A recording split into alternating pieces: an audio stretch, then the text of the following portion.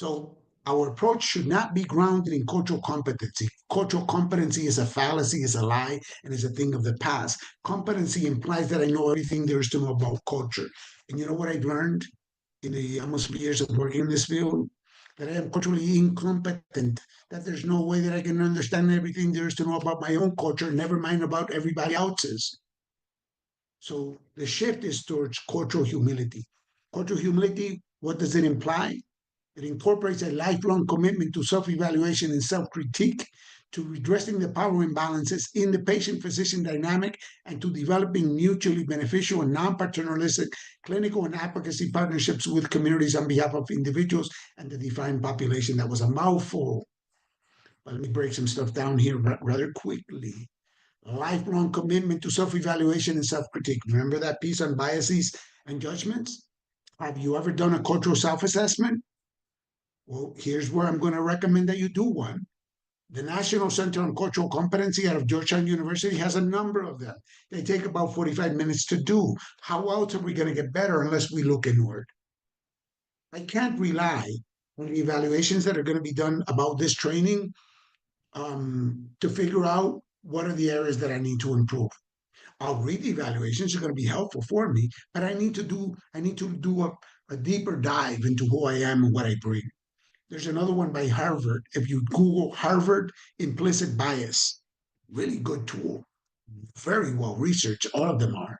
You do it online. It teaches you what you do well, what you don't do so well, and it pushes us to think about how do we go about getting what we need to get better.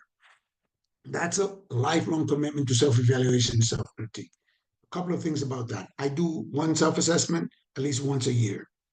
If you do it, don't keep it to yourself. Select a mentor or supervisor, someone that you trust. Share the results with that other person.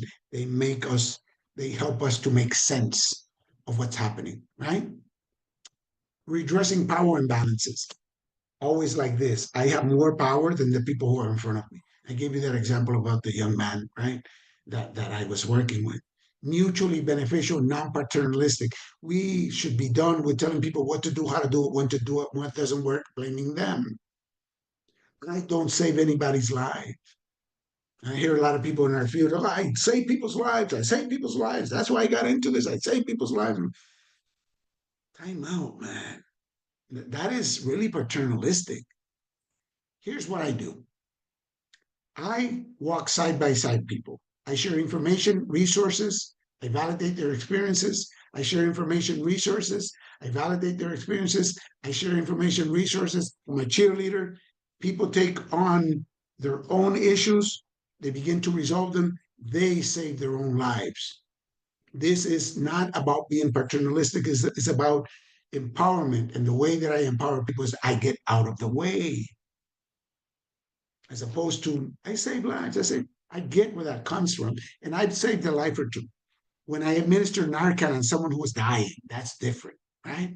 I'm talking about a process of a journey, a process of wellness, getting better and recovery with this piece on cultural humility and our approach, right? It's more it's more than just going around and saying, well, I went to a 3-hour training on cultural competency. Now I'm culturally competent. Really? It's more about an approach to the work, which includes looking at ourselves.